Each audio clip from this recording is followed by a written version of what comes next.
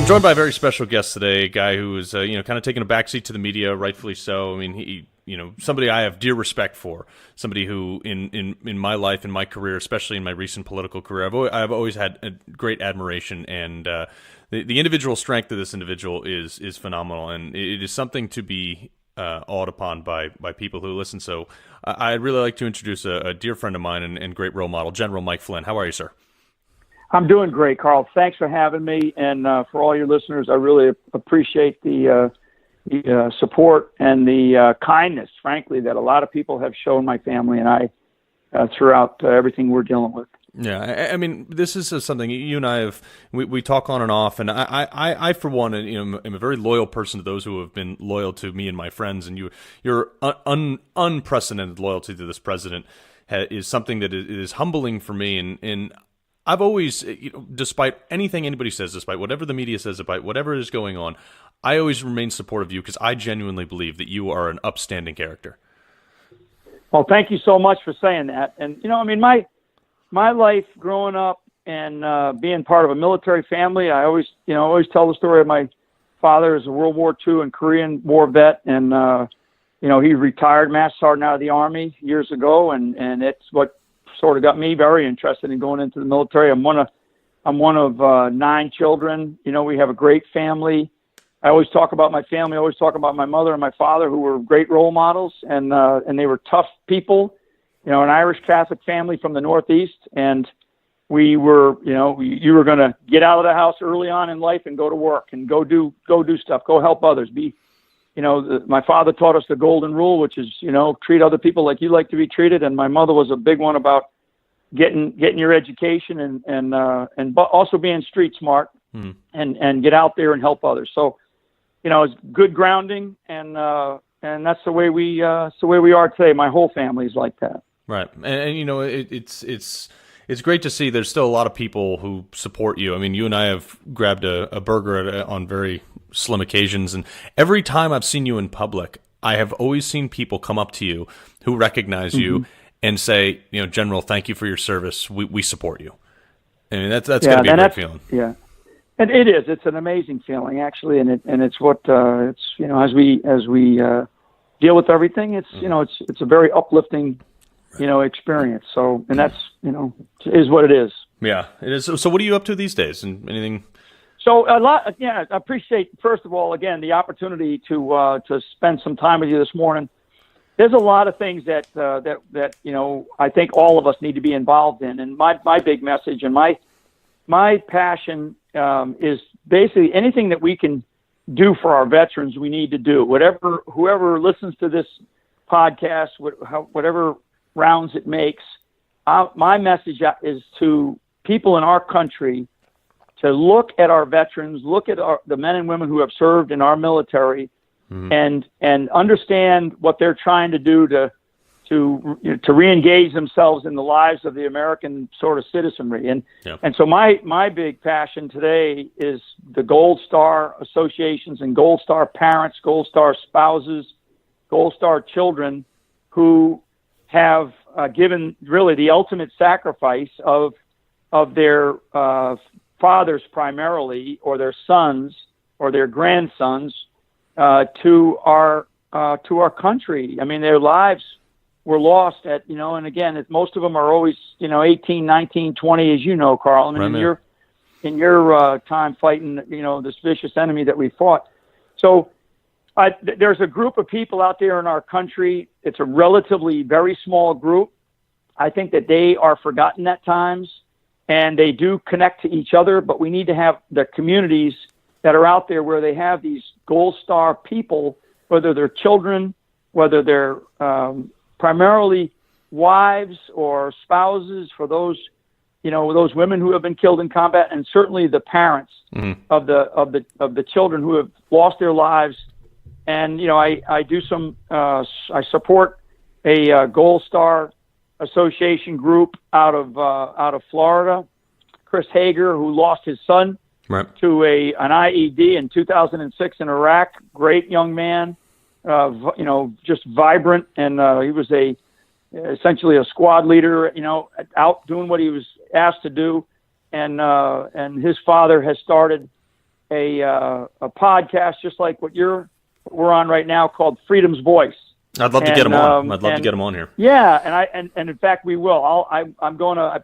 I spoke to him about it. I will introduce you, and I think that it's good for him to come on and promote his efforts, because it's really it's an effort to get the word out and to remind people in our country as much as we can the sacrifice, the commitment, the dedication that men and women that are serving our military and what they have to give up to include their lives. Right. And it's something I learned, Carl, in all of this and all my time in the military. We don't do this because we hate our enemies. We do this because we love our country. And that message, I think, was such a powerful message that I learned. And I really learned it from privates and corporals, in our military, who, when I would talk to them and I would see them sometimes, and they would tell me, I would ask them, why do you serve? What is it about you when you see this bravery on the battlefield? And they say, because I love my family. I love my country.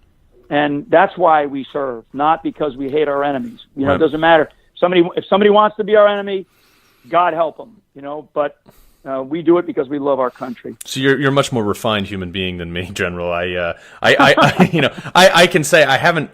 Maybe I'm not mature enough to say that I don't hate my enemy. And that was and I've taken fire for some of my comments on especially on Islam and things like that. And you know what? Yeah. To be honest, I proposed. We had an a Muslim Iraqi interpreter named Johnny Walker. He's got a book codenamed Johnny Walker. I have he'll be on this podcast as well.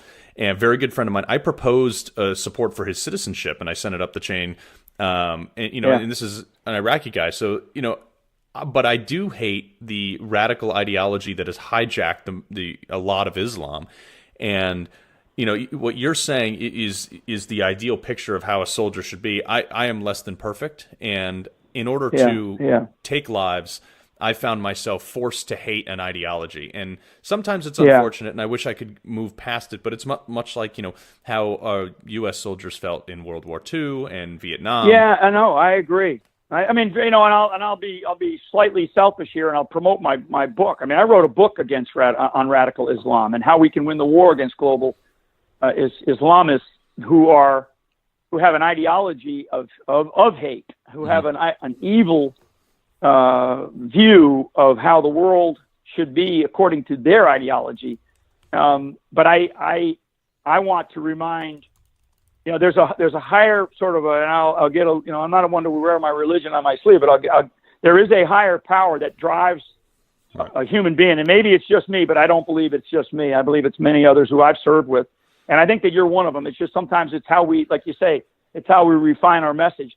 But there's a higher power that drives us to do the things that we do and to serve in the way that we serve, primarily because we love the values and the principles and the ideology that we have grown up around and that has surrounded our lives. And so, there's a lot of emotions on a battlefield that drive us. Fear is probably one of the most, but you overcome that by understanding that there's something that's bigger than you are. And sometimes it's the guy on the left or the guy on the right. Most times it's because you left somebody behind, whether it's a mom, a dad, a grandma, grandpa, son, daughter, spouse, wife, whatever, that you love dearly and you want to return to them. And so you want to do whatever you have to do to overcome that fear and to do your job. And at times to do it as as brutally as it is in combat, to overcome that and to get back to where we are as Americans. I mean, we really don't want to be in these crazy places.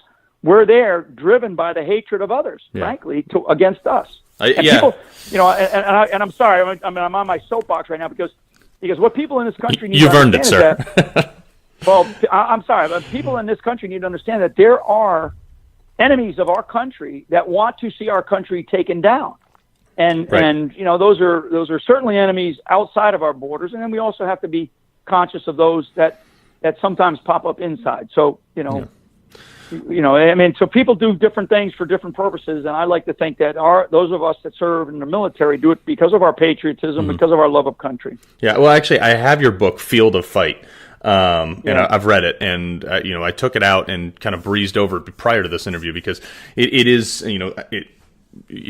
I'm shameless to plug your book because the book is called Field of Fighting. Get it on Amazon, and it's an eye opener because there's a lot of people out there who don't understand the enemy we're fighting. Hey, having been there, having been on the ground, you, sir, certainly know that this is, to the listeners, this is an enemy that is ruthless. I mean, they will do anything, including, like, I've been forced to make terrible decisions on the battlefield that I don't want to say haunt me, but I still think about today. I mean, my last deployment was in 2009. That's almost a decade ago. And I don't have, wake up in cold sweats or anything like some people do, but I've done some things over there that I had to do that were well within the rules of engagement and well within the legality of the rules of war, but they're terrible things.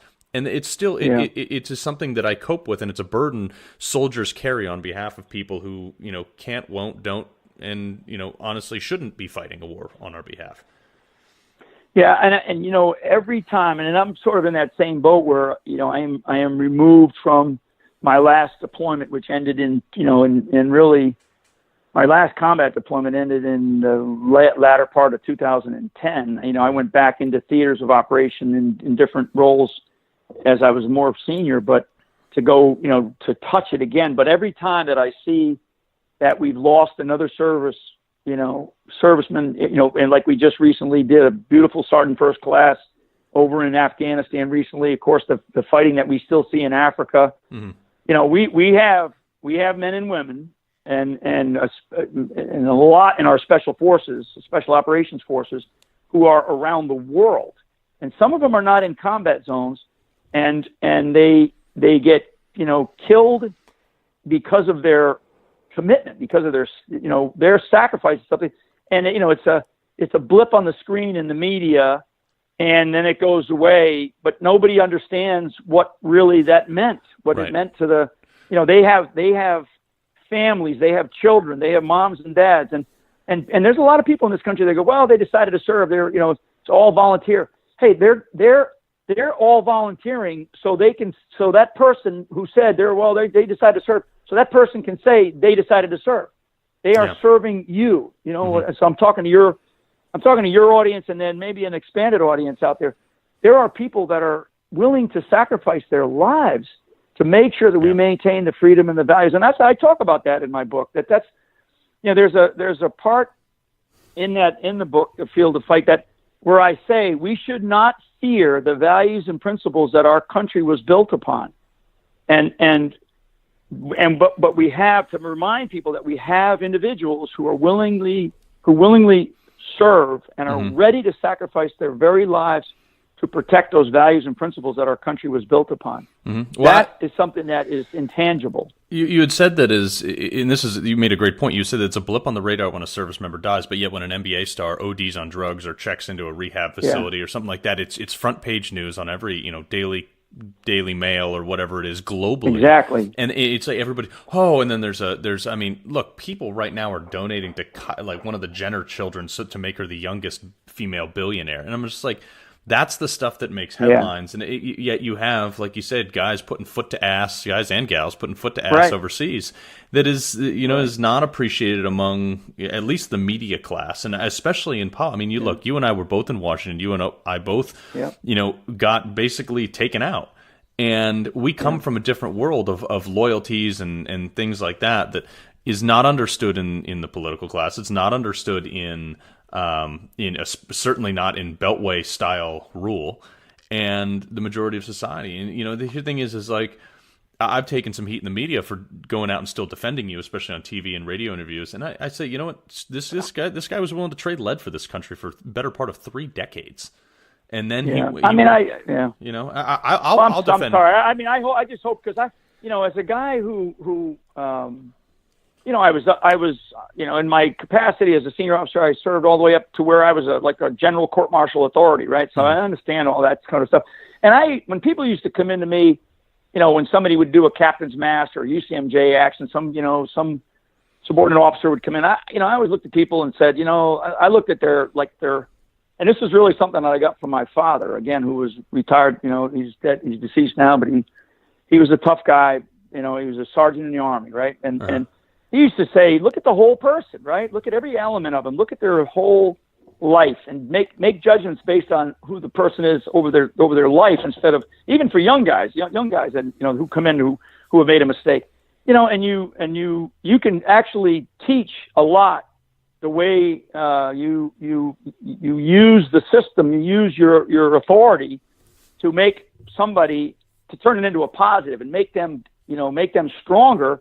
And I know a lot of guys that came in front of me over the years who some of them are some of my best friends, because you treat them with fairness and you treat them with kindness, and they see it for what it is, and they then become better. Right. And I guess my bigger message is, we do have a veterans class.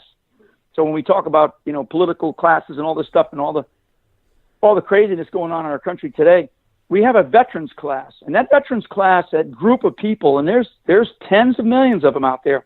Mm-hmm. They need to understand that we do have a small military. We do, and less than 1% of the population. And I think that people that have served, that and there's, I wouldn't say 90, I wouldn't say 100% of them, but certainly in the high 90s, understand, as we were talking about our enemies, understand that there are enemies out there that want to see our country fail. And in order to make sure that we don't fail, that we continue to have this sort of fiber of strength, of muscle that needs to be exercised routinely in our country, the veterans, and this is really where my bigger message is people have to make the decision to use the privilege and the responsibility and the right that we have to vote, and to get out and vote. And I think that, two messages that I have for today is really, help veterans. I think other people that listen to this, I would ask them to think about how they can help veterans, even if it's just giving to a good cause, or getting out there and helping out on a Saturday afternoon, walkathon in support of some veteran who's walking across the country, with a message of service, whatever that is, or how you can support veterans. You can get out and vote, and when you get out and vote, you're supporting our veterans who have served to give you that privilege, give you that right to vote. Yeah, and to me, that's a bigger message. That's another thing too. Is right now, I mean, our country's perils are I think slightly correlated to the fact that you go back 40 years, 80%, or 50 years, 80% of our U.S. Congress was comprised of veterans. Now less than 20%. It's on a little slight uptick as Iraq War veterans are now running. Good. Yeah, but I mean, you have you went from 80% to 20% in half a century. I mean, that is a mark of a difference in commitment. I mean, the people who ran after World War II did so because they were willing. A lot of them joined, a lot of them were drafted, but they served the country, and they know what war is like, and they know how to make tough decisions based on the fact that our people's lives are at stake. Now you have these career politicians and bureaucrats who literally, many of them have never had a job in the private sector, never served in the military. They just go in, and people end up voting for the person who is less bad, like less crappy than the other candidate. They don't, because our politicians don't represent us anymore. Yeah, I like to think that one, that you're right about the uptick, and I see that as a real positive for our country, and I would love to see more veterans, even at the local or state level, get involved in their communities, politically, because I think that they have a great message, and they also have done things in their lives that make them understand how to take care of others, make them understand what real service and what real sacrifice and what real commitment means. So I think that uptick is a positive. I'd like to see it, I'd like to see it get back up to 50 or 60%. That would be terrific. I think it would really strengthen what we have at the state, certainly local level, but really at the federal level is, I think, where we need that. Whatever side they come out on, because they do have a strong message that says, in order for our country to continue to be strong, we need a strong defense. And this is not about spending more money on stupid ideas, but this is about, if there are nations around the world, and I write about this in my book, The Field of Fight. there are nation states around the world that want to see us fail, that will work day and night to see us fail. And so in order to make sure that we don't fail, we've got to have that strong defense to be able to have the men and women who are willing to serve. And so I think in our political class, if our political class is starting to be made up of more veterans, I think that that's a good thing. Yeah, I agree. And people will call me hypocritical for this because I was such a heavy Trump supporter from day one. But I think to be commander in chief should require some prior military experience. I mean, like I said this under Obama. I think President Trump's great. I think he's doing a phenomenal job. However, I would really like to see a push, and this will never happen legislatively, but for the commander in chief to require military service. Yeah, I think that. That is a big issue, and you can look back over time and you can rate presidents as we've had them, as to how they did while they were presidents, and whether or not they had prior service or certainly an understanding. I mean, there's some real great ones out there. It's funny. I was in a conversation with some folks, actually in the last couple of days.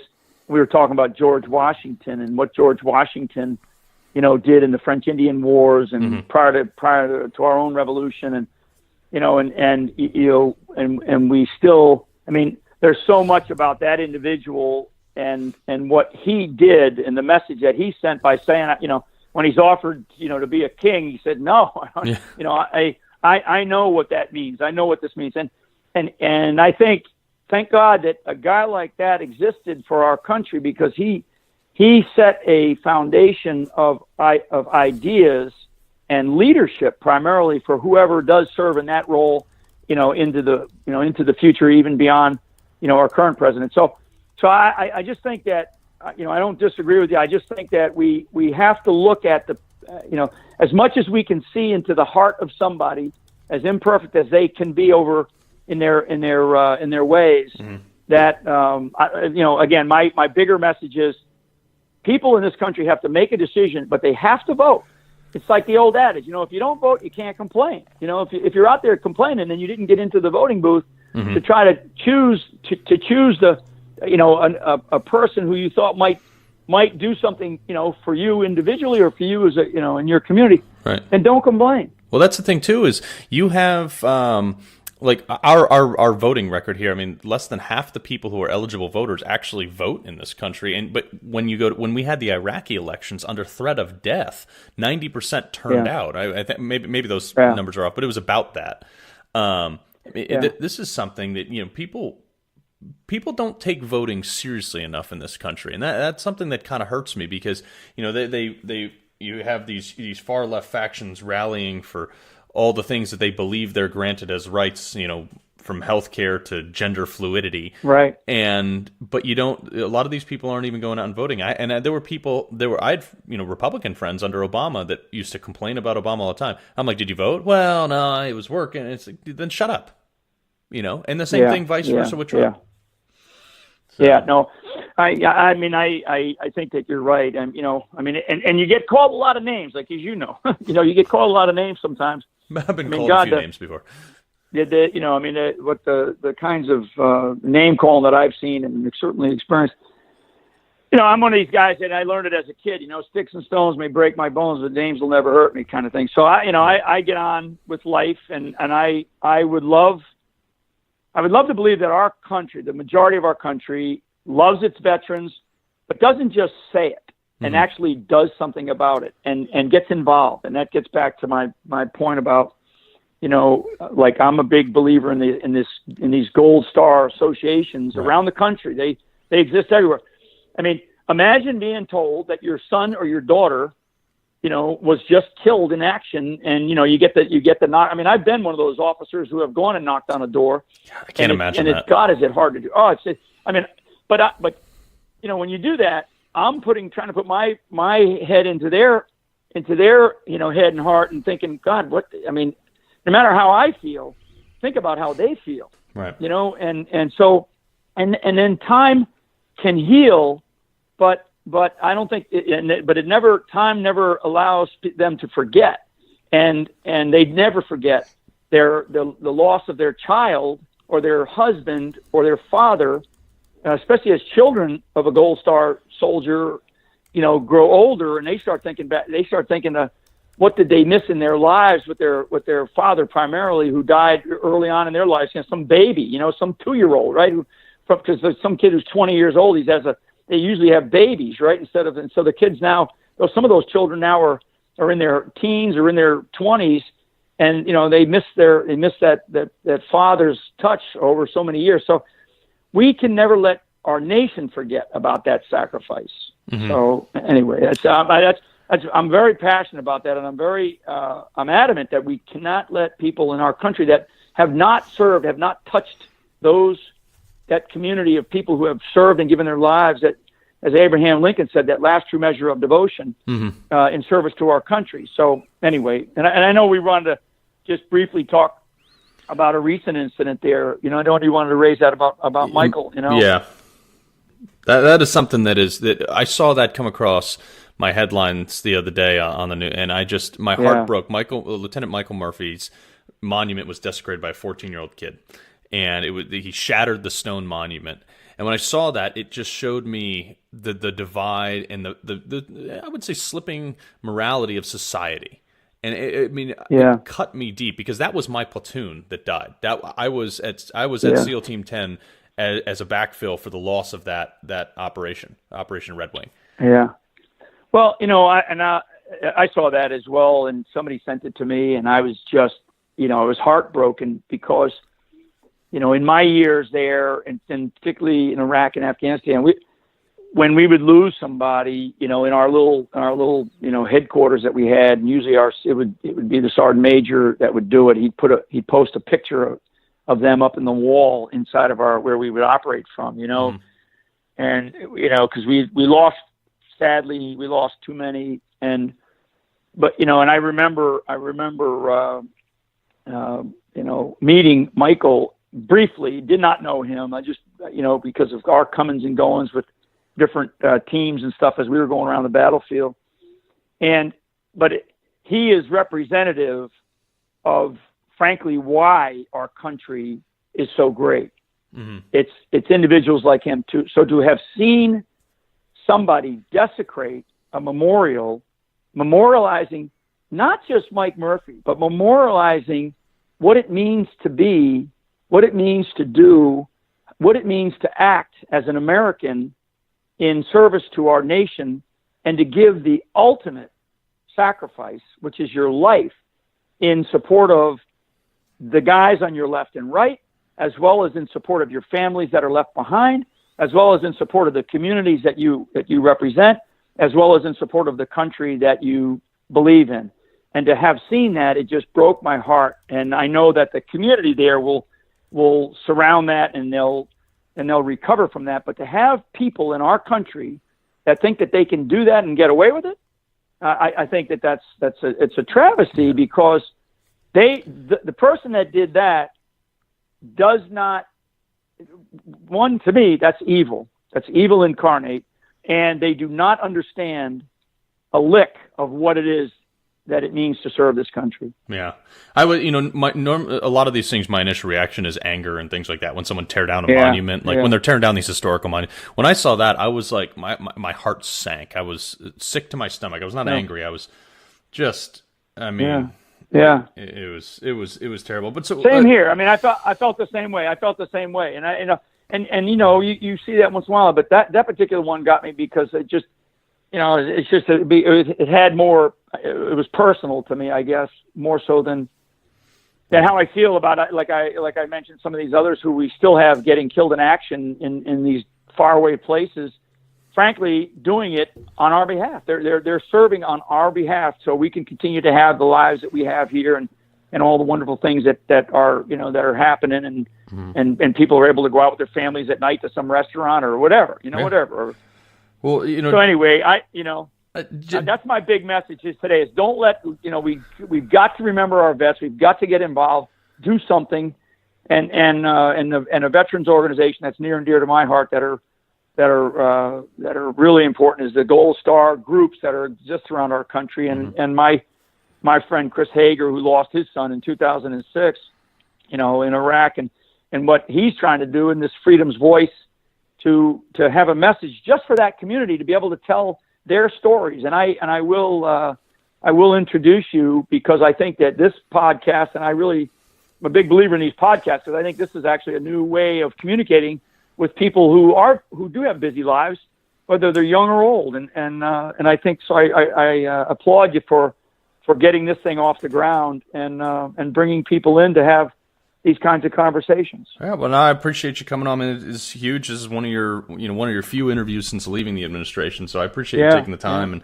Yeah. And you're an icon of what my opening episode Scaramucci called veterans tungsten jaws, no glass jaw, and you get hit, you get back up, you keep fighting, and the world still owes you a debt of gratitude. I don't care what the CNN says.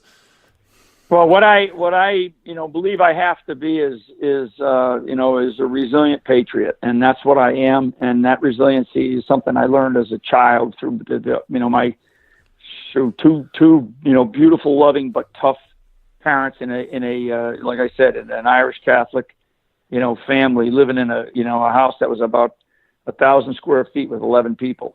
So. I mean, that you learn a lot, and I like to think that, the way I am today is the way I was as a kid. Mm-hmm. And so anyway, thanks so much for having me on, and it's a great reconnecting, and best of luck with everything that you're doing. And for all the listeners out there, just God bless America, and thank you for all your help to our veterans. Oh, my pleasure, General. It's a real honor to have you on. You have a whole army of veterans out there that would still take bullets for you, so we appreciate all your service.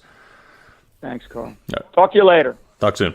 What an honor it is to have General Flynn on this program. I mean, I don't think people understand the impact that was had on him and his family throughout this entire endeavor, through his service and through his White House service as well, and what the media did to him and dragged him through, and what he's going through with the FBI and stuff. So this is actually one of his first interviews since leaving the administration. I appreciate him doing it with me, but I'd ask that you guys give him some respect. And even those who don't agree with Trump or don't agree with the administration, and may think that Flynn is a terrible person, he's not. And I'd ask that you give him that respect for 3 decades of service plus his time in the White House. So. Real privilege to have him on. Folks, remember to follow us on Twitter at Carl Higbie, or you can go to @Liberty Cocktail. This is Liberty and Cocktails.